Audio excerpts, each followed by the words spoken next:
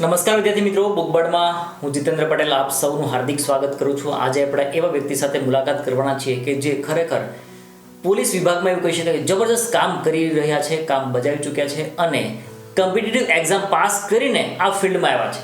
તો આપણે એમની પાસેથી એ વસ્તુ જાણવાનું છે કે કોમ્પિટિટિવ એક્ઝામ કઈ રીતે પાસ કર્યા પછી ટ્રેનિંગ કઈ રીતની હોય છે, ટ્રેનિંગ પછી જે પોસ્ટિંગ આપવામાં આવતું હોય પોસ્ટિંગ કઈ રીતે આપવામાં આવતું હોય છે, અને જે પોલીસ સ્ટેશનમાં એકચ્યુઅલ જે વર્ક હોય છે વર્ક પ્રોફાઇલ શું હોય છે, અને ત્યારબાદ પ્રમોશન કઈ રીતે મળતા હોય છે, આખા એક દિવસની પ્રક્રિયા શું હોય છે, અને જે પોલીસ તરીકે જે ખાખીનો ગૌરવ એક અનુભવે છે એ ગૌરવ કઈ રીતનું છે.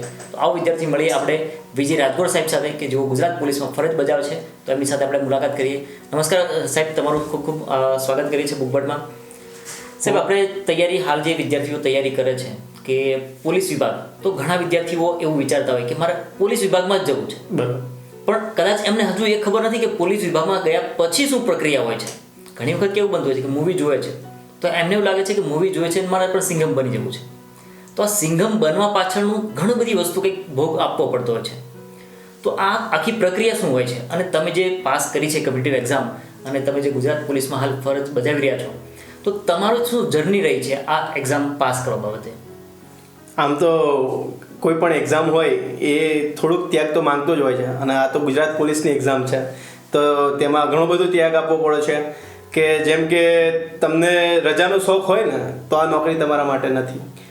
તમારે એવું હોય કે દરેક તહેવાર મારે બસ એન્જોય કરવાનો છે, તો આ નોકરીમાં કેવું છે કે તમારે જો આ નોકરીમાં ફરજ બજાવવી હોય અને સારી રીતે કામગીરી કરવી હોય તો લોકો તહેવાર મનાવે ને એના માટે તમારે એ તહેવારને દૂરથી જોઈ અને લોકો તહેવાર શાંતિથી મનાઈ શકે એના માટે તમારે નોકરી પર તૈનાત રહેવું પડે છે. અને આ નોકરી કહેવાય છે ને કે 24/7ની નોકરી છે. ગમે ત્યારે 365 દિવસમાં 24 કલાકમાં તમને ગમે ત્યારે બોલાવી શકે. તમે ફરજ પર આવવા માટે બંધાયેલા છો. અને બીજું એ છે કે આ નોકરીમાં એક જીતેન્દ્રભાઈ એમ કહેવાય ને કે ખાખી પહેરો ને, અમારામાં કહેવત છે પોલીસમાં કે ખાખી પહેરો ને એટલે તમને થાક ના લાગે, કારણ કે આ વર્દીનો એવો નશો છે. પણ એ વર્દી મેળવવા પહેલા ઘણી બધી મહેનત કરવી પડે છે. કે જેમ કે તમે કીધું કે એક્ઝામ કઈ રીતે ક્લિયર કરવી, તો આ એક્ઝામ મેં 3 મહિના જેવી આમની પ્રિપેરેશન કરી હતી. અને 3 મહિનામાં અમે બધા મિત્રો સાથે તૈયારી કરતા હતા. તો એમાં અમારો એક શિડ્યુલ પણ એવો હતો કે સવારે અમે વહેલા 5 વાગે ઉઠી જતા. ત્યારબાદ અમે પ્રથમ ગ્રાઉન્ડમાં જતા, કારણ કે સાથે સાથે વાંચવા સાથે તમારી શારીરિક ક્ષમતા પણ હોવી જોઈએ. કારણ કે હવે તો જે આ એક્ઝામ આવી રહી છે તેમાં દોડ તમારા માટે ખૂબ જ મહત્વની છે. તમે જેટલા દોડમાં આગળ હશો એટલા તમે આ ભરતીમાં સ્કોર વધારે કરી શકશો. એટલે અમે 2 કલાક જેવું અમે દોડતા હતા. એટલે એમાં 25 મિનિટ જેવું અમે રનિંગ કરતા હતા, સાથે બીજી કસરતો કરતા હતા, અને ગ્રાઉન્ડને પણ 2 કલાક જેવો સમય આપતા હતા. ત્યારબાદ 7 વાગે ઘરે પછી જઈ નાસ્તો કરી અને અમે 8 વાગે જેવું વાંચવા બેસી જતા હતા. 8 વાગે વાંચ્યા પછી 12 વાગે અમે ઊભા થઈ અને જમી લેતા. પછી બપોરે 2 કલાકનો આરામ તો અમે કરતા હતા. ત્યારબાદ 3 વાગે ફરીથી અમે વાંચવા બેસીએ તો 8 વાગ્યા સુધી. પછી 8 વાગે અમે બધા ભાઈબંધો, કારણ કે દેખો વાંચવાનું પણ એકલું વાંચવાનું નથી, સાથે તમારા મગજને થોડોક આરામ મળી રહે એના માટે કોઈ તમારે ભાઈબંધો જોડે બેસી અને સારી ચર્ચા કરવાની. પણ ચર્ચા કેવી હોવી જોઈએ? તો પરીક્ષા લક્ષી હોવી જોઈએ. પરીક્ષા ખાલી માત્ર વાતો કરવી, ટાઈમ પાસ કરી, આજે આમ કર્યું આજે તેમ કર્યું, એના કરતા પરીક્ષાની દ્રષ્ટિએ શું મહત્વ છે એ વાત કરતા હોય. બરાબર, ગ્રુપ એવું રાખવું જોઈએ કે જે આ વિષય ઉપર જ વાતો કરે. કારણ કે જેનો ફોકસ હોવો જોઈએ ને, વર્દી મેળવવાની છે તો આપણું ફોકસ પહેલેથી એવું હોવો જોઈએ કે 100% આપણે વર્દી મેળવીને જ જંપીશું. એટલે તમારે પહેલે તો એક દ્રઢ નિશ્ચય કરવો પડશે કે વર્દી મેળવવાની જ છે. અને વર્દી મેળવ્યા પછી પણ આ નોકરીમાં જેટલી તૈયારી કરીને એનાથી ડબલ આ નોકરીમાં તમે જે કામ કરો છો એમાં તમારે પોતાનું ત્યાગ બલિદાન આપવું પડશે, ત્યારે જ આ નોકરી થાય છે. ઘણી વખત આપણે સાંભળ્યું કે ખાખીનો રંગ, તો કદાચ એટલે જ ખાખીનો રંગ ખાખી છે એવું કહેવાય, કારણ કે મહેનત અને પસીનો જ્યારે મિક્સ થતો હોય છે ત્યારે આ ખાખીનો રંગ બનતો હોય છે. ઘણી વખત આવું આપણે સાંભળ્યું છે. હવે બીજું ક્વેશ્ચન એવું થાય વિદ્યાર્થીઓ મિત્રોને કે પોલીસ સ્ટેશનનું શું વર્ક હોય છે? આપણે એક્ઝામ્પલ તરીકે લઈએ તો કોઈ એક પોલીસ સ્ટેશન છે તો ત્યાં પીઆઈ હોય છે, કોઈ પોલીસ સ્ટેશનમાં પીએસઆઈ હોય છે. તો કેવા પોલીસ સ્ટેશન છે કે જ્યાં પીએસઆઈની પોસ્ટ હોય છે અને કેવા પોલીસ સ્ટેશન છે કે જ્યાં પીઆઈની પોસ્ટ હોય છે? બરાબર. અમુક ગામડા, જે નાના ગામડાઓ હોય છે, જે અમુક ગુનાઓ બહુ ઓછા બનતા હોય છે, અમુક ગુનાઓની લિમિટ હોય, ત્યાં પીએસઆઈનું પોલીસ સ્ટેશન હોય જે સ્વતંત્ર પીએસઆઈ સંભાળતા હોય છે. અને અમુક જે ગામડાઓ તથા તેની હદ વધારે હોય તો એ જે પોલીસ સ્ટેશન હોય એ પીઆઈ લેવલના પોલીસ સ્ટેશન કહેવાતા હોય.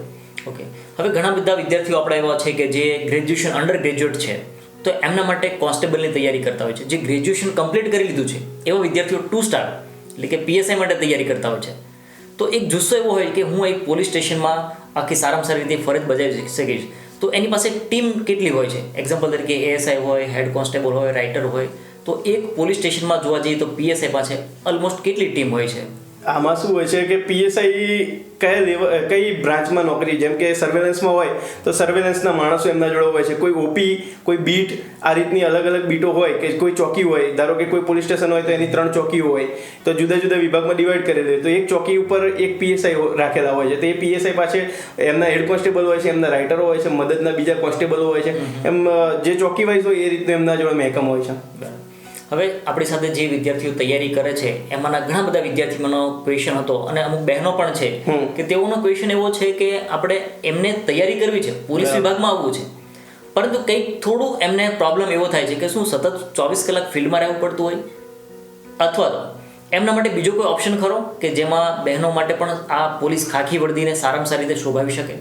હા, બહેનો માટે પણ ઘણા બધા વિકલ્પ હોય છે. જેમ કે એકાઉન્ટ હોય છે, કે પછી એમઓબી હોય છે, પછી એલઆઈબી હોય છે, કોમ્પ્યુટર ઓપરેટર હોય છે. એલઆઈબી હોય છે જેમાં વેરિફિકેશન ને એ પ્રકારની ઘણી બધી કામ આવતા હોય છે, કે પાસપોર્ટ વેરિફિકેશન હોય છે, અમુક માહિતી હોય છે. 12ની સી હોય એમાં આવક જાવકના રજિસ્ટરો હોય છે. એમઓબી હોય એમાં કોઈ ગુનેગારોની આંગળીની છાપો લેવાની હોય છે. એકાઉન્ટ હોય જ્યાં લોકોના પગાર બિલ તથા લોકોની હાજરીના પત્રકો વગેરે તૈયાર કરવાના હોય છે. તો આમાં બહેનો સારી રીતે ત્યાં ફરજ નિભાવી શકે છે. તો બહેનો માટે પણ ઘણી બધી આ રીતે પોલીસ સ્ટેશનમાં વ્યવસ્થા હોય છે, જ્યાં બહેનો શાંતિથી ફિલ્ડમાં નોકરી ના કરવી હોય તો આ રીતે નોકરી કરી શકે છે. જ્યારે કોઈ મહિલા આરોપીની ધરપકડ કરવાની હોય છે, અને એ મહિલા આરોપીની જ્યારે ધરપકડ કરવાની હોય છે, તો એમાં મહિલા પોલીસ કોન્સ્ટેબલ તરીકે અથવા તો કોઈ પણ અધિકારી તરીકે એની ફરજ બજાવતા હોય છે. તો જે બહેનો તૈયારી કરે છે પરીક્ષાની, તો એમના માટે પણ એક સારામાં સારી તક છે કે તમારા માટે પણ પોલીસ ડિપાર્ટમેન્ટ એટલું જ મહત્વનું છે કે જેટલું ભાઈઓ આ ફિલ્ડમાં પસંદ કરે છે. સાહેબ, હવે આ ફિલ્ડમાં જે વિદ્યાર્થીઓ જોડાવા માંગે છે કે જોડાઈ ગયા, પોલીસ એક્ઝામ પાસ કરીને જ્યારે ટ્રેનિંગ કમ્પ્લીટ કરીને પોલીસ સ્ટેશનમાં આવી જાય છે, વર્કમાં લાગી જાય છે, પછી કેવું થતું હોય કે ઘણી વખત એવું થતું કે મામા માસીના છોકરાના લગ્નમાં જવું છે, પારિવારિક સંબંધોમાં જવું છે, કે પછી ફ્રેન્ડનો બર્થડે સેલિબ્રેટ કરવો છે, કે પોતાને કંઈક રજા માટે છુટ્ટી જોઈએ છે. તો જે છુટ્ટી રજાની પ્રક્રિયા છે, તો આ કઈ રીતનું હોય છે?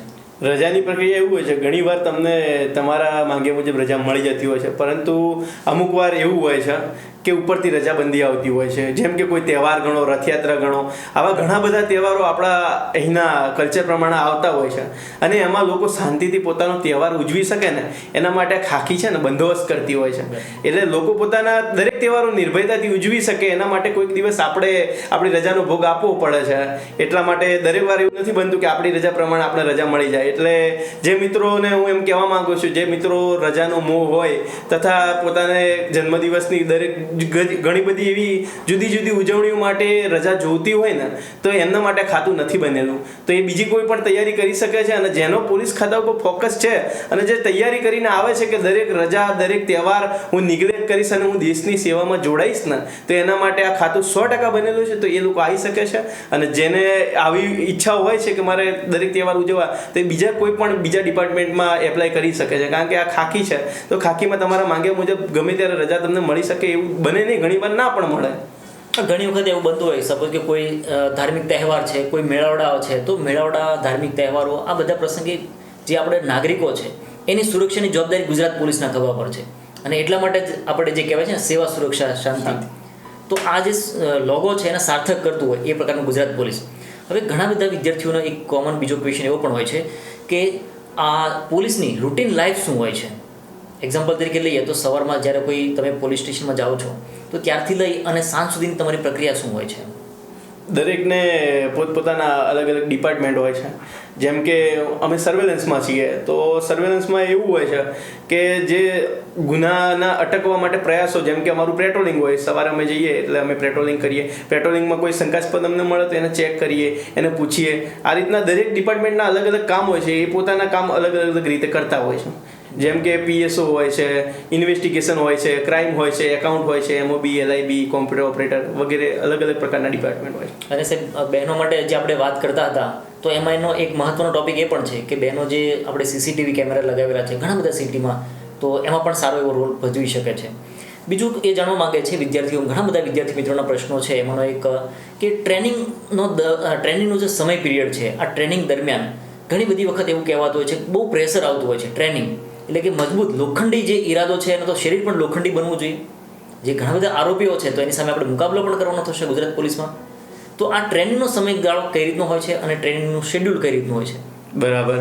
એક તો પહેલું તમે ટ્રેનિંગની વાત કરી, એટલે આ સર્વિસનો સૌથી સારો પીરિયડ કહેવાય કે જેમાં જીવનમાં ક્યારે પણ ના ભૂલી શકાય ને, એ આ ટ્રેનિંગ જ છે. અને અમે પણ ટ્રેનિંગમાં ગયા હતા ને ત્યારે એક વાક્ય ત્યાં દિવાલ ઉપર જ લખેલું હતું કે મજબૂર નહીં, મજબૂત બનો. એટલે તમને મજબૂત બનાવવાનું, જે પોલીસમાં તમને જે ઓરિજિનલ પોલીસ ઘડવાનો જે એક સમયગાળો છે ને, એ આ ટ્રેનિંગ છે. આ ટ્રેનિંગમાં તમે જે રીતે ટ્રેનિંગ કરીને બહાર આવશો ને 9 મહિના પછી, એટલે બાળક જે પોતાના માના ઉદરમાંથી 9 મહિના પછી બહાર આવીને જે રીતે બાળક ઘડાયું હોય છે ને, એ રીતે તમે પોલીસ તરીકે ઘડાશો. તમને અલગ અલગ એક્ટિવિટીથી તમને એ સુશોભિત તમારા બોડીને કરવામાં આવશે. જેમ કે આપણે કહેવા જઈએ અમારો ટ્રેનિંગનો પીરિયડ, તો અમે સવારે 6:45 ગ્રાઉન્ડમાં વિસલ વાગે, અમારા એડીઆઈઓ વિસલ વગાડતા, અને જે અમારે ટ્રેનિંગ સેન્ટરના તમામ જવાનો છે અમે ગ્રાઉન્ડ ઉપર આવી જતા. અને 6:45થી તમે જે તૈયારી કરો છો હાલ ગ્રાઉન્ડ માટે, જે 5 કિલોમીટરની, એ અમે સતત 9 મહિના દરરોજ વગર રજાએ 5 કિલોમીટર અમે પણ રનિંગ કરેલું છે. એ રનિંગ પતે ત્યારબાદ અમારે એક 5 મિનિટનો બ્રેક હોય છે. એ બ્રેક કર્યા પછી અમારે પાછી ડ્રીલ ચાલુ થાય છે. એ 45 મિનિટનો જે ડ્રીલનો સમય હોય છે, ત્યારબાદ એક બ્રેક પડે, એમાં પછી અમારે નાસ્તો આવે. નાસ્તો કર્યા પછી ફરીથી ડ્રીલનો આવે એક પીરિયડ 45 મિનિટનો. એ જે પીરિયડ પતે ત્યારબાદ અમારે પછી એક બ્રેક આવે બીજો 45 મિનિટનો, એ જમવાનો બ્રેક આવે છે. જમવાનું બ્રેક પતે ત્યારબાદ તમને મજબૂત તો બનાવશે, પણ સાથે સાથે તમારો લો એટલે કે કાયદો, કે તમે અહીંયા જે ઓરિજિનલમાં તમારે જે ફિલ્ડમાં આવવાનું છે તેમાં તમે મજબૂત તો હોવા જો, પણ તમને કાયદાનું જ્ઞાન પૂરું પાડવામાં, તેના માટે સરકારે ઘણી બધી સારી સુવિધા કરી છે. કે એમાં તમને સારા સારા અધિકારી, રિટાયર્ડ અધિકારીઓ હોય છે, જેમ કે ડીવાયએસપી સાહેબ હોય છે, એસપી સાહેબ, જે અલગ અલગ ફિલ્ડના રિટાયર્ડ અધિકારીઓ હોય છે, તે તમને કાયદો લેવડાવવામાં આવે છે. પબ્લિક પ્રોસિક્યુટર હોય છે, એ પણ ઘણીવાર તમને કાયદાનું જ્ઞાન પૂરું પાડવા ઘણા બધા એવા સારા સારા અધિકારીઓ આવતા હોય છે. જે કેવું કે એકલો કાયદો તમે ચોપડીમાંથી પણ વાંચી લેશો, પણ કાયદા સાથે સાથે એમને અનુભવેલા અમુક બનાવો કે જે એમની જોડે અનુભવેલા હોય ને, તે તમને બતાવશે. એટલે તમને પ્રેક્ટિકલ જ્ઞાન તો પૂરું સાથે સાથે પાડશે. થિયરી તો તમે લઈને જ આવો છો, કાયદો તમે વાંચતા જશો, ભણીને પાસ કરીને જ આવ્યા છો, પણ તમને સાથે સાથે પ્રેક્ટિકલમાં કે આવો બનાવ બને તો આપણે કઈ રીતે રિએક્ટ કરવું, એ લોના ક્લાસ હોય એમાં શીખવવામાં આવે છે. એટલે કે જે કાયદો ભણીને આવ્યા છે, આઈપીસી, સીઆરપીસી, એવિડન્સ અને અન્ય જે કાયદાઓ છે, પરંતુ એ તો એક પુસ્તકનું જ્ઞાન મળ્યું છે. કારણ કે આપણે જે એક્ઝામ છે કોમ્પિટિટિવ, એમાં લખ્યું છે કે તમને કાયદાનું બેઝિક નોલેજ હોવું જોઈએ. પરંતુ અમુક મુદ્દા એવા હોય કે અમુક ગુના એવા હોય કે જે એક ગુનાને આધારે બીજો ગુનો ડિટેક્ટ કરાતો હોય છે, અને અમુક અનુભવોને આધારે. તો એવા જે સિનિયર અધિકારીઓ છે એની પાસેથી આ વસ્તુ જાણવા મળતી હોય છે. બીજું સાહેબ, આપણે એવું જોઈએ કે જે ટ્રેનિંગ સેન્ટર છે, તો મોટાભાગના ગુજરાતના કયા કયા વિસ્તારમાં ટ્રેનિંગ સેન્ટર હોય છે? આમ તો પહેલાં કેવું હતું કે સોરઠ ચોકી છે, કરાઈ છે, વડોદરા પીટીસી, આ વગેરે ઘણા બધા એ રીતના તાલીમ કેન્દ્રો હતા. પરંતુ શું, હવે દિવસે દિવસે ગુજરાત પોલીસની ભરતીઓ સરકાર દ્વારા લાંબી મોટી ભરતીઓ પાડવામાં આવે છે, એટલે ઘણી જગ્યાએ અત્યારે એના તાલીમ કેન્દ્રો બની ગયા છે. જેમ કે ગાંધીનગરમાં પણ આપણે તાલીમ કેન્દ્ર છે, એમ જુદા જુદા વિભાગોમાં હવે તાલીમ કેન્દ્રો બનાવવામાં આવેલા છે. દાહોદ પાવડી છે, પછી આપણે કરાઈ ટ્રેનિંગ સેન્ટર છે, વડોદરા છે, જુનાગઢ સોરઠ ચોકી છે. આપણે વડોદરાનું, જુનાગઢનું અને કરાઈ ટ્રેનિંગ સેન્ટર, જે મોટા પૈકીના ટ્રેનિંગ સેન્ટરો પૈકીના ટ્રેનિંગ સેન્ટર કહી શકાય. તેમાં ઘણી એક્ટિવિટીઓ પણ ચાલતી હોય છે, જેમ કે હોર્સ રાઇડિંગ હોય છે, સ્વિમિંગ હોય છે. એટલે સાથે સાથે તમે ટ્રેનિંગનો એક આ તાલીમનો એવો પીરિયડ છે, તમે જીવનમાં ક્યારેય પણ ભૂલાવવા માંગશો તો ભૂલાવી નહીં શકો. તમે જેવી રીતે કીધું કે મજબૂર નહીં પણ મજબૂત, એટલે તમને ટ્રેનિંગ ફિઝિકલી આપે છે, એની સાથે હોર્સ રાઇડિંગ કરાવે છે, સ્વિમિંગ કરાવે છે, આ બધી એક્ટિવિટી. અને હોર્સ રાઇડિંગ પણ આવડવું જોઈએ, સ્વિમિંગ પણ આવડવું જોઈએ, કારણ કે કોઈ પણ આરોપી અથવા તો એવું જરૂરી નથી કે પોલીસ હંમેશા આરોપી સાથે સંકળાયેલી છે. કોઈ વ્યક્તિ નદીમાં ડૂબે છે આત્મહત્યા કરવા માટે, અને પોલીસ અધિકારી તરીકે કોઈ વ્યક્તિ જુએ છે, તો એને બચાવવા માટેની પણ કામગીરીમાં મદદરૂપ થતા હોય છે. ઘણીવાર એવા કિસ્સા પણ તમે પણ છાપામાં વાંચતા હશો કે જેમ કે હમણાં જ થોડાક મહિના પહેલા અમે પણ વાંચ્યું હતું કે એક મહિલા પોતે આત્મહત્યા કરવા માટે કેનાલમાં કૂદે તો ઘણીવાર એવી રીતે બનતું હોય છે કે ઘણા પોલીસ કર્મીઓ પોતાના જીવના જોખમે એ મહિલાને બચાવતા હોય છે. એમ ઘણા બધા કિસ્સાઓ તમે પણ ન્યૂઝપેપરમાં વાંચતા હશો. એટલે કે સાથે સાથે આ રીતનું પણ તૈયારી આપણે રાખવી જોઈએ. એટલા માટે આ સ્વિમિંગ, હોર્સ રાઇડિંગ વગેરે પ્રક્રિયાઓથી સુશોભિત એ અમારા કરાઈ ટ્રેનિંગ સેન્ટરમાં તથા જુદા જુદા બીજા તાલીમ કેન્દ્રોમાં પણ આવી સુવિધાઓ અનેક તમને પૂરી પાડે છે. સાહેબ, આપણે ગુજરાત પોલીસનું એક માળખું છે એના વિશે એક નજર કરીએ તો જે ટોપ લેવલથી લઈ અને બોટમ સુધી એટલે કે એક આખી લિંક છે જે એકબીજા વખત કોઈ કાર્ય શક્ય નથી બનતું. કોઈ ઓફિસલી વર્ક કરતું હોય છે, કોઈ ફિલ્ડમાં વર્ક કરતું હોય છે. તો આખું એક માળખું જોવા જઈએ તો ટોપ લેવલથી લઈ અને કેટલા અલગ અલગ ફિલ્ડ હોય છે અથવા તો એક આખું માળખું છે એ કઈ રીતનું હોય છે? બરાબર, તમે જે વાત કરી એ પ્રમાણે આપણે જોવા જઈએ તો ઉપર જે હોય છે મેન જે સૌથી ઉપર એ ડીજી સાહેબ હોય છે. ડીજી સાહેબની નીચે રેન્જ આઈજીઓ આવતા હોય છે. જુદી જુદી જે રેન્જના હોય એના આઈજી સાહેબ આવતા હોય છે. ત્યારબાદ આઈજી સાહેબથી નીચે આવીએ ને તો દરેક રેન્જના એસપી સાહેબ આવતા હોય છે. એસપી સાહેબ છે એ એમના હાથ નીચે ડીવાયએસપી હોય છે. ડીવાયએસપી સાહેબોના જુદા જુદા પોલીસ સ્ટેશનના ઇન્ચાર્જ તરીકે હોય છે કે આટલા પોલીસ સ્ટેશન આ ડીવાયએસપી સાહેબના અંડરમાં હોય છે. અને એ ડીવાયએસપી સાહેબની નીચે હોય છે તો પોલીસ ઇન્સ્પેક્ટર, થાણા ઇન્ચાર્જ જેને કહેવામાં આવે. અને દરેક પોલીસ સ્ટેશનના જે એક પીઆઈ સાહેબ હોય છે અને એમના હાથની જે પીએસઆઈ, પછી એએસઆઈ, હેડ કોન્સ્ટેબલ અને કોન્સ્ટેબલ આ રીતનું અલગ અલગ જે પોતાની રેન્ક વાઇઝ આ રીતના જુદા જુદા ફરજ બજાવતા હોય છે. ઓકે સાહેબ, પ્રમોશનના ચાન્સીસ કઈ રીતના હોય છે? સપોઝ કે કોઈ આપણા વિદ્યાર્થી મિત્ર છે કે જે કોન્સ્ટેબલમાં લાગે છે લોકરક્ષક દળ તરીકે, તો પછી એના પ્રોસેસ કઈ રીતની હોય છે? એટલે કે એ સપોઝ કે ગ્રેજ્યુએશન છે તો એ વિદ્યાર્થી પાછળ પીએસઆઈની તૈયારી તો કરવાના જ છે અથવા તો પીએસઆઈમાં તૈયારી કરે છે, પરંતુ જે અંડર ગ્રેજ્યુએટ છે તો હવે એને પ્રમોશનના ચાન્સીસ કઈ રીતના હોય છે? બરાબર છે, એ ખાતાકીય હોય છે કે જેમ તમે આ બહાર આપતા હોય એ રીતે તમારે ખાતાકીય પરીક્ષા પણ આવતી હોય છે. પરંતુ તમે જ્યારે લાગો ને ત્યારે તમે લોકરક્ષક કહેવાઓ છો. એટલે કે ફરજના 5 વર્ષ પૂરા થાય ત્યારબાદ તમે લોકરક્ષકમાંથી પોલીસ કોન્સ્ટેબલમાં આવો છો અને પોલીસ કોન્સ્ટેબલના 7-8 વર્ષ જેટલા તમારે પૂરા થાય એટલે તમે હેડ કોન્સ્ટેબલ બનો છો.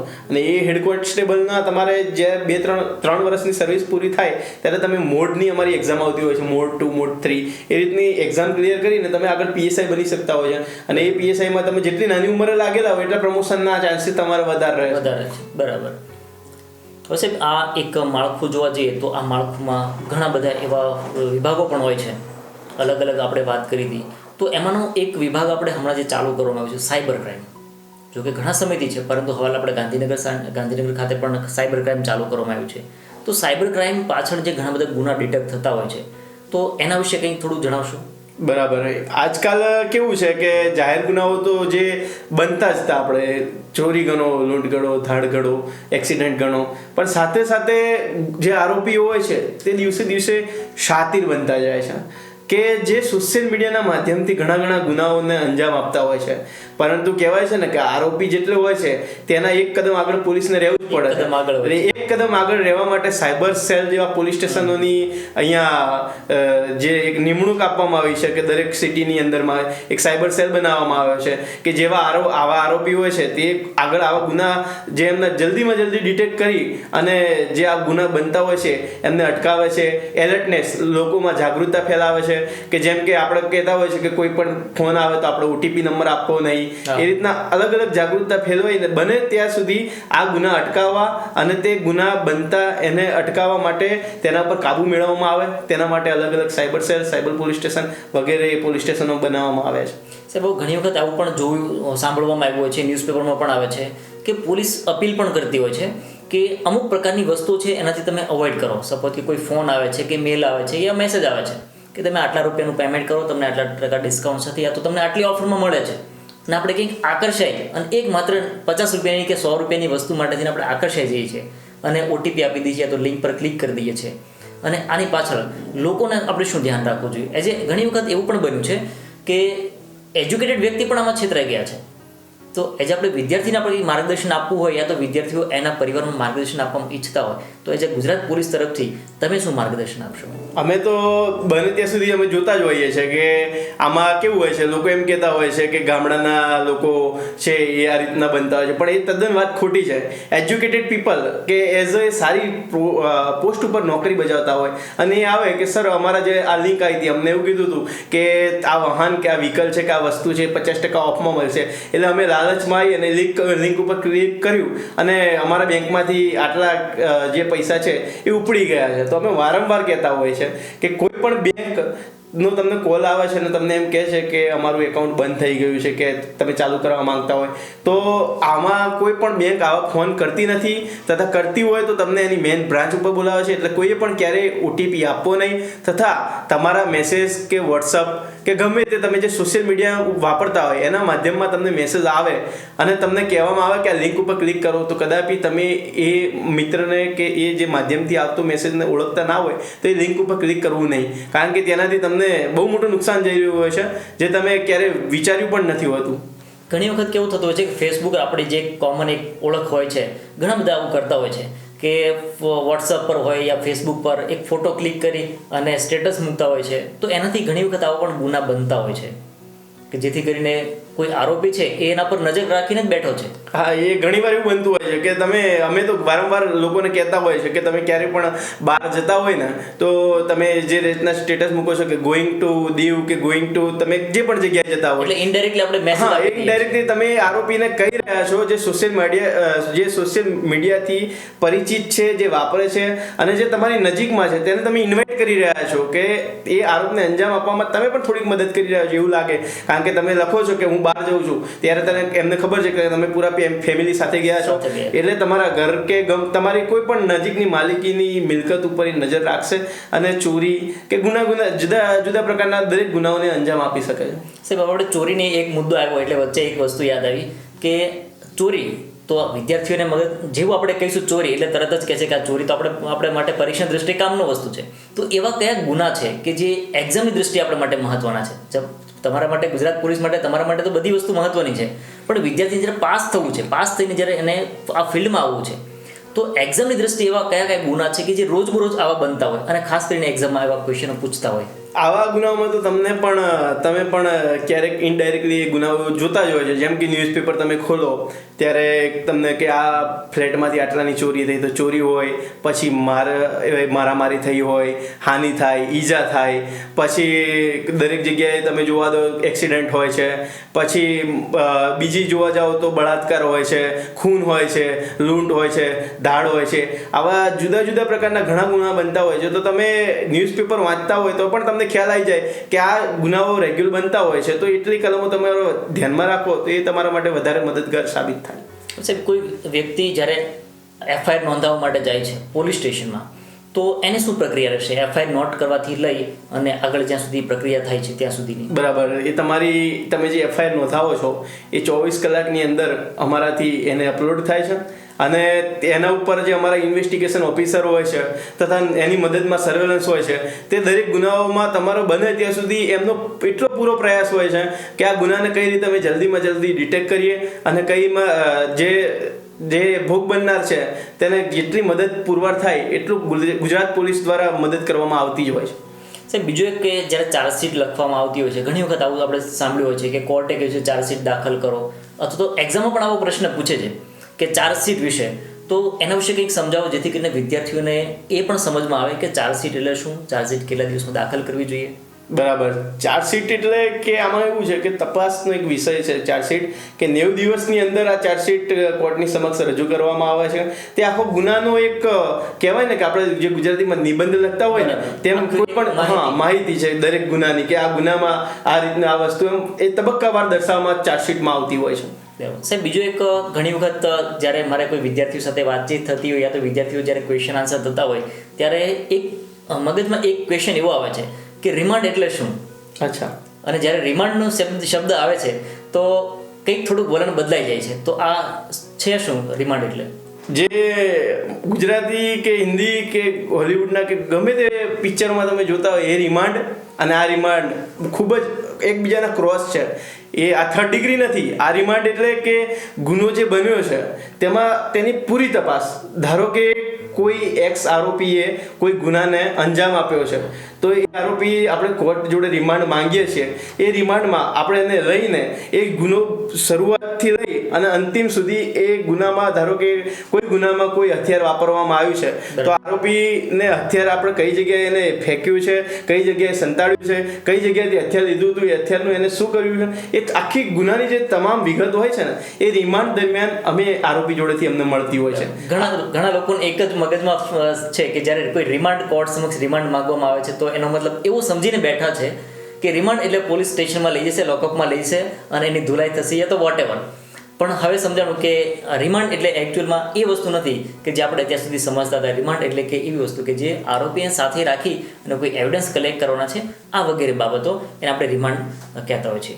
બીજું સાહેબ, ઘણી વખત જ્યારે કોઈ એફઆઈઆર દાખલ થાય છે તો પછી એ આરોપી પર શું પ્રોસેસ થતી હોય છે? એક્ઝામ્પલ તરીકે લઈએ તો એ ગુનો કેવો છે?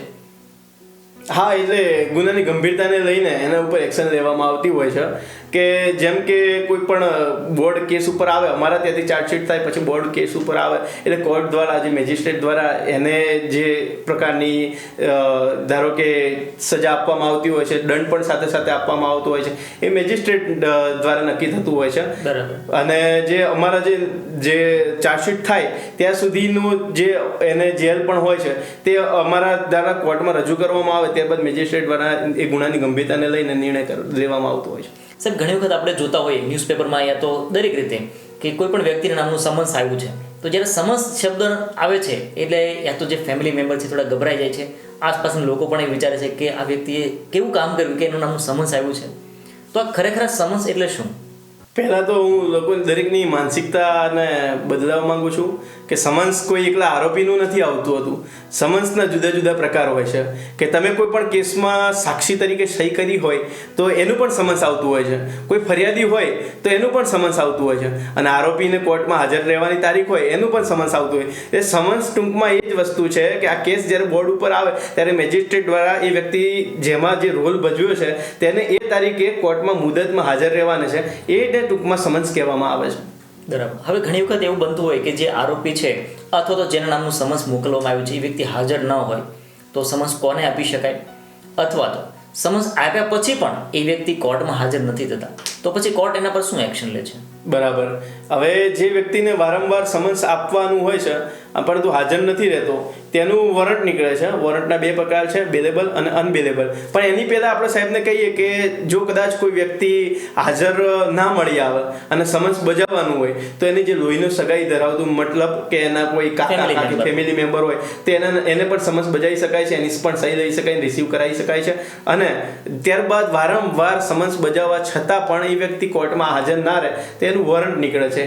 અનબેલેબલ અને બેલેબલ, જે કોર્ટમાં ગુનાની ગંભીરતાને લઈ અને મેજિસ્ટ્રેટ તેને પછી નક્કી કરે છે એના ઉપર. સાહેબ, આપણે જે તમે વાત કરતા હતા બેલેબલ અને નોન બેલેબલ, તો ઘણી વખત એવું પણ બનતું હોય છે કે કોઈ વ્યક્તિ એ આગોતરા જામીન પણ લઈ આવે છે. હા, તો એના વિશે શું હોય છે? આગોતરા જામીન ગુનાની ગંભીરતાને ધ્યાનમાં લઈને આપવામાં આવે છે, પરંતુ કેવું કે જે વ્યક્તિ આગોતરા જામીન માટે એપ્લાય કરે છે એને માન મર્યાદા મોભો બધી રીતનું દેખવામાં આવે છે અને ત્યારબાદ એને આગોતરા મંજૂર કરવા કે ના મંજૂર કરવા તે મેજિસ્ટ્રેટ નક્કી કરે છે. સાહેબ, ઘણા વિદ્યાર્થીઓ કે જે ઓલરેડી ગ્રેજ્યુએશન છે પરંતુ હાલ કેવો માહોલ છે કે કોમ્પિટિશન બહુ વધારે છે, તો એ પોલીસ માટે તૈયારી તો કરે છે, પીએસઆઈની તૈયારી કરે છે, પીઆઈની તૈયારી કરે છે, બટ ક્યારેક એવું થાય છે કે કોઈ કારણોસર એમને કોન્સ્ટેબલમાં લેવું પડતું હોય છે. જો કે કોન્સ્ટેબલ કોઈ નાની પોસ્ટ નથી, તો એમની પાસે જે ટેલેન્ટ છે એ ટેલેન્ટ એ હવે આગળ તો વધશે, તો કોન્સ્ટેબલ એઝ એ કોન્સ્ટેબલ તરીકે પોતાની સારામાં સારી તક એને મળી છે તો એ કઈ રીતે પ્રેઝન્ટ કરી શકે? આમાં પણ સરકારે ઘણું બધું અને ગુજરાત પોલીસે પણ ઘણું બધું વિચારેલું રાખ્યું છે કે જેમ કે એક દાખલો લઈએ કે કોઈ બી કોમ્પ્યુટર કર્યું હોય કે ડિપ્લોમા કોમ્પ્યુટર એન્જિનિયરિંગ કરેલું હોય અને એને કોન્સ્ટેબલમાં જોબ મળે છે, તો અમારા કોન્સ્ટેબલમાં પછી કેવું હોય છે કે ઘણા બધા સેલ હોય છે, સાયબર પોલીસ સ્ટેશન હોય, સાયબર સેલ હોય, તો આવા જે કોમ્પ્યુટરના જાણકાર અને નિષ્ણાત તજજ્ઞ વ્યક્તિઓને પણ એમની રીતે એમને જે સેટ થઈ શકે આ માહોલમાં એ રીતે દરેકને પોતાના ટેલેન્ટ બાબતે એની અલગ અલગ ફિલ્ડમાં માંગવામાં આવે છે અને ત્યાંથી એને જો આવડતું હોય તો એને ટ્રેનિંગ આપી અને તૈયાર કરવામાં આવે છે. એટલે એમની પાસે જે સ્કિલ છે હા એ જળવાઈ રહે છે અને સ્કિલનો લાભ ગુજરાત પોલીસને મળે છે. બિલકુલ. એવું નહીં કે પછી એને જે કોઈ પણ એક જ સરખા બધાને ગણીને ફિલ્ડમાં મોકલી દીધા યા તો પછી પોલીસ સ્ટેશનમાં વર્ક આપી દીધું, પણ એકચ્યુઅલી જે એની પાસે જે એનું બેકગ્રાઉન્ડ છે, એનું જે ટેલેન્ટ છે, એ ટેલેન્ટનો સદુપયોગ અહીંયા કરવામાં આવે છે. એ પોતાની આવડત જે રીતની હોય છે કે જે રીતનું પોતાની આવડત હોય છે એ આવડત બતાડી અને આ ફિલ્ડમાં આગળ વધી શકે એના માટે તમામ ગુજરાત પોલીસ દ્વારા પ્રયત્ન બનતા એટલા કરવામાં આવે કે એની આવડત તથા એના પ્રયત્ન તથા એની સ્કિલ જળવાઈ રહે. સાહેબ, હું મારા દરેક વખતે હું વિદ્યાર્થીઓને કહેતો હોઉં છું કે કોઈ પણ એક્ઝામની તમે તૈયારી કરો છો તો તમે જે એક્ઝામ પાસ કરવા માટે જે તમે તૈયારી કરો છો ને એ તમને નોકરી લાગ્યા પછી એટલું બધું મહત્વનું નથી રહેતું. પણ પોલીસ માટેનું જે વાત કરીએ તો પોલીસ માટે એક મહત્વનો છે કાયદો. તો કાયદો એક્ઝામ પાસ કરવા માટે તો જરૂરી છે, તો એને કાયદો એક્ઝામ પછી કેટલો મહત્વનો સાબિત થાય છે? એક્ઝામ પછી આ કાયદો ખૂબ જ મહત્વનો સાબિત થાય છે, કારણ કે એક રીતે જોવા જઈએ ને તો પોલીસ ખાતામાં અમુક ઘટના છે જે રોજ બરોજની ઘટનાઓ છે, જેમ કે એક્સિડન્ટ છે, મારામારી છે, લૂંટ છે, આ બધી ઘટનાઓમાં જેટલો તમને કાયદાની સ્કિલ આવડતી હશે ને એટલા એનો અલગ બેનિફિટ મળશે. ઘણા લોકોને કેવું હોય છે કે કાયદાનું જ્ઞાન ના હોય, પરંતુ પોલીસ ખાતામાં પહેલાં તમે કાયદો વાંચીને જ આવો છો, ત્યારબાદ ટ્રેનિંગ સેન્ટરમાં પણ તમને કાયદાના નિષ્ણાતો દ્વારા કહેવાય છે ને પ્રેક્ટિકલ અને થિયરી બંને રીતે તૈયાર કરવામાં આવે છે. એટલે તમે જ્યારે ફિલ્ડમાં ઉતરો ને 9 મહિના પછી ત્યારે તમને એટલા પાવરફુલ કાયદાના નિષ્ણાત હોય કે તમારાથી કોઈનું ખોટું ના થાય, એટલા માટે તમને કાયદાથી એટલા તૈયાર કરવામાં આવે છે કે જેને જે પ્રકારની સજા અપાવવાની છે આરોપીને તે અપાઈને જ રહો. બરાબર, એટલે કોઈ ગુનેગાર છટકવો ના જોઈએ. હા, કોઈ ગુનેગાર છટકવો ના જોઈએ. આપણે ગુજરાત પોલીસમાં ઓલું કોર્ટનું પણ કહેવાનું છે ને કે 100 એવા લોકો છૂટી જતા હોય જેમને ક્રાઇમ ના કર્યો તો વાંધો નહીં, પણ એક ગુનેગાર ના છૂટવો જોઈએ. ગુનેગાર ના છૂટવો. એ રીતનું છે કે કાયદો એટલો જાણકાર તમને નિષ્ણાત બનાવવામાં આવે છે કે તમારાથી કોઈ આરોપીને વધારેમાં વધારે કડક એવી સજા તમે અપાઈ શકો કે જે ફરીથી આ કાયદો તોડવાની કોશિશ ના કરે. બરાબર.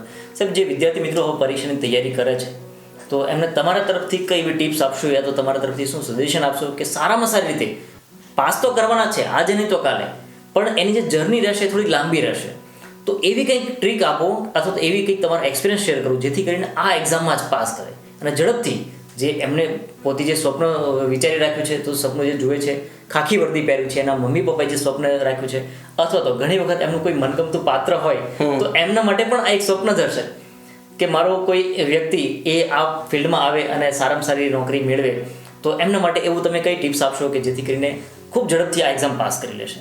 હું તો દરેક વિદ્યાર્થી મિત્રોને એટલું જ કહીશ કે છે ને તમે જ્યારે પણ જે તૈયારી કરો ને ત્યારે તમે તમારા મા બાપનો ચહેરો સતત તમારી આંખોની સામે લાવો.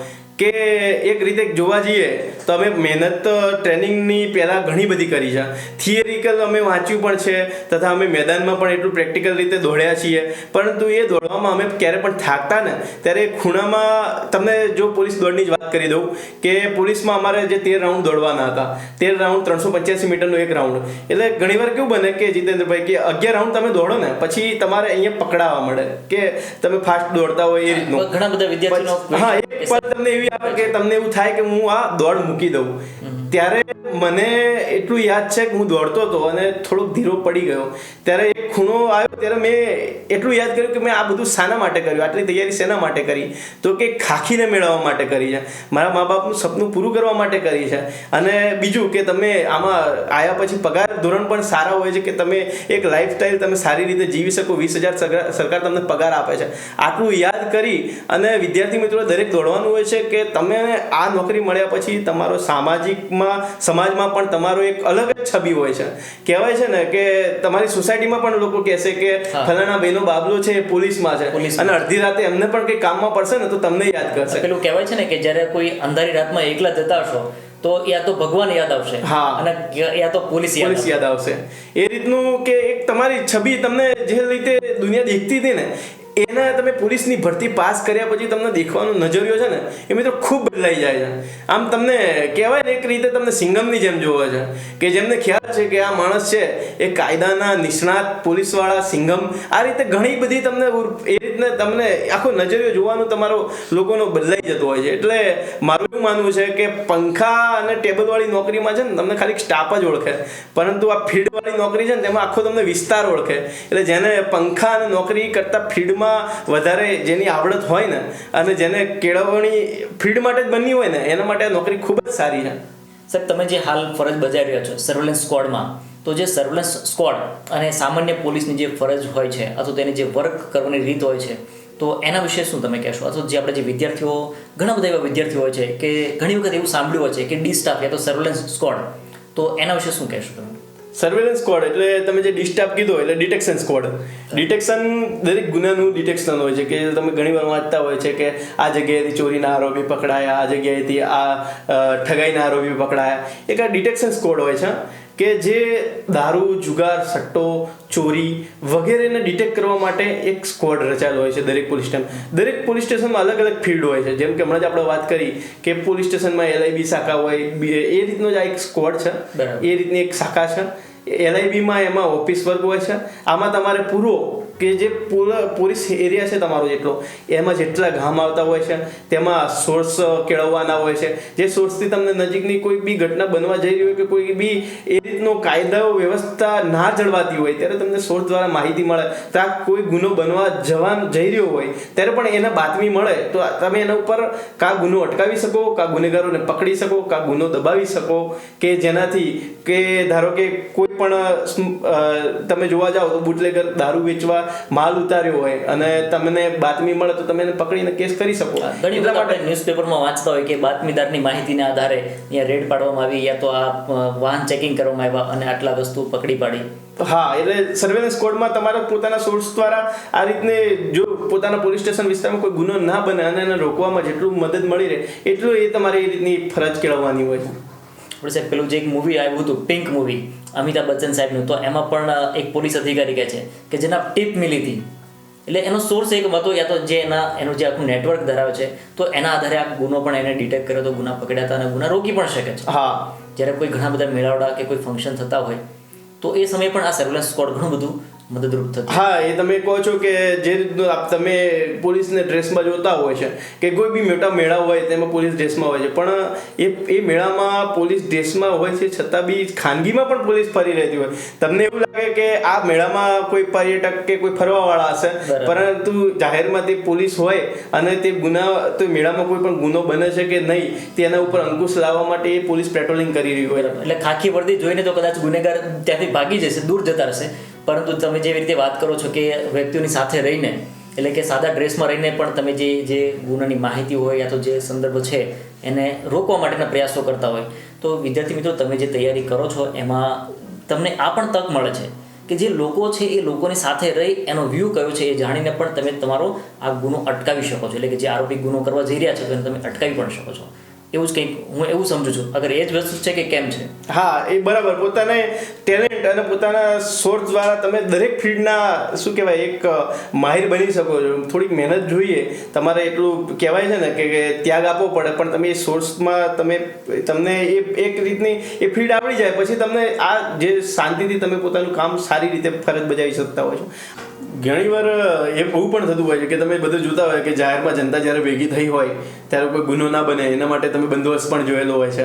તે બંદોબસ્તમાં ઘણીવાર સર્વેલન્સ કે બીજી અધર પોલીસ દ્વારા પણ એવી કામગીરી બજાવવામાં આવે છે કે જે પ્રાઇવેટ ડ્રેસમાં ફરતા હોય છે, કે જે સિવિલ કપડાં આપણે કહીએ એના માટે, કે જેમાં કોઈ આરોપીનું જે કહેવાય ને કે ગુનો કરતા પહેલા તેનો એક ઈરાદો પારખી અને તે ગુનો બનીને અટકાવવા માટે આ રીતે સિવિલ ડ્રેસમાં ઘણીવાર પોલીસ પણ ફરતી હોય છે. એમાં સર્વેલન્સ હોય છે, બીજી ઘણી પોલીસો બીજી પણ હોય છે. આપણી ગુજરાત પોલીસ ખૂબ સારું એવું પ્રશંસનીય કામ પણ કરી રહી છે આ બાબતે. હા, એ હમણાં એટલે તમે જોયું હોય કે 26 જાન્યુઆરી હોય એટલે સારી કામગીરી કરેલી હોય તેવા ઘણા અધિકારી સાહેબો હોય છે તથા ઘણા સાથી કર્મચારીઓ પણ હોય છે કે જેમને પોતાની સર્વિસ દરમિયાન ઉત્કૃષ્ટ એમની કામગીરી તથા ઘણા બધા ડિટેક્શનો તથા ઘણી એવી કામગીરી હોય છે જે પ્રશંસનીય હોય છે. એના માટે એમને રાષ્ટ્રપતિ ચિહ્નથી બિરદાવવામાં આવ્યા છે તથા રાષ્ટ્રપતિ સાહેબ દ્વારા પણ હમણાં તાજેતરમાં આપણે ગુજરાત પોલીસને નિશાન ચિહ્ન પણ પાઠવ્યું હતું. પ્રેસિડેન્ટ્સ કલર એવોર્ડ પણ આપણા ગુજરાત પોલીસ મળેલો છે. સાહેબ, હવે જે વિદ્યાર્થી મિત્રો તૈયારી કરે છે તો એમને એવું કહી શકાય કે હવે એના માટે જુસ્સો તો તૈયાર જ છે, બટ કંઈક વસ્તુ ખૂટે છે અને એ વસ્તુ જો એને મળી જાય અથવા તો એને થોડુંક ધક્કો આપી દેવામાં આવે, થોડુંક પુશ કરવામાં આવે તો એ વિદ્યાર્થી આજે પણ તૈયાર છે પરીક્ષાની તૈયારી માટે. તો એવા વિદ્યાર્થી માટે શું તમે સંદેશ આપશો? એ તો મારી જે હોટ એન્ડ એક ફેવરિટ લાઈન હતી જે હું પોલીસ બન્યા પહેલાં છે ને એક દિવાલ ઉપર મોટા અક્ષરેથી લખેલી હતી તે હું તમને કહીશ કે ઘણા લોકો એવું કહેતા હોય કે પોલીસ ખાતામાં આવ્યા પછી શોખ ઓછા કરી દેવા પડતા હોય છે, વાળ પોતાની સ્ટાઇલથી તમે કપાવી ના શકો તથા તમે અમુક એ રીતના તમારા શોખ ઉપર અંકુશ લાવવાનો. પણ એમને હું કહેવા માંગુ છું કે પોલીસમાં આવ્યા પછી તમે જે પહેલાં તૈયારી કરો છો ને, તેની મારી દિવાલ ઉપર એક હું જ્યારે તૈયારી કરતો ત્યારે એક મેં લાઈન લખેલી હતી કે સ્પાઇસી હેરસ્ટાઇલ, ફ્રેન્ચ કટ દાઢી અને કલરફુલ કપડાં, સાહેબ તમને મુબારક. શોર્ટ હેર મારી શાન છે, ક્લીન સેવ મારી પહેચાન છે અને આ ખાખી મારો ખુમાર છે. આ ખાખી મારો ખુમાર છે. એટલે જે પણ વિદ્યાર્થી પોલીસ કોન્સ્ટેબલની તૈયારી કરી રહ્યા છે તથા પોલીસમાં આવવા માટેની પીએસઆઈની એએસઆઈની તૈયારી કરી રહ્યા છે, તો તે એવા દરેક વિદ્યાર્થીને મારા તરફથી ઓલ ધ બેસ્ટ. અને જીવ લગાવી અને દમ લગાવીને એટલી તૈયારી કરો કે આ તૈયારીમાં ફિઝિકલ સાથે સાથે તમારે લેખિતની પણ તૈયારી કરો અને તમે દરેક જેટલા મહેનત કરો છો અને જેટલાને આવવાની ઈચ્છા છે તે દરેક સિલેક્ટ થાવ એવી મારા તરફથી શુભકામનાઓ છે.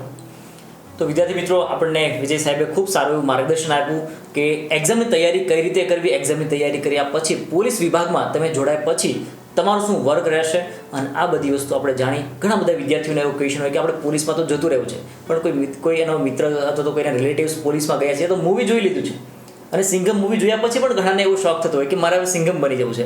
પણ આ સિંઘમ અને આ સિંઘમ તમે હમણાં વાત કરી કે જે મૂવીની લાઈફ છે અને એકચ્યુઅલ લાઈફ છે એ ઘણી બધી અલગ હોય છે. તો વિદ્યાર્થી મિત્રો, તમારા જે પણ મોટાભાગના જે ક્વેશ્ચન હતા એ આપણે વિજય સાહેબ સાથે ડિસ્કસ કરી અને એ તમારા પ્રશ્નો એનું સમાધાન લાવવાનો આપણે પૂરો પ્રયાસ કર્યો.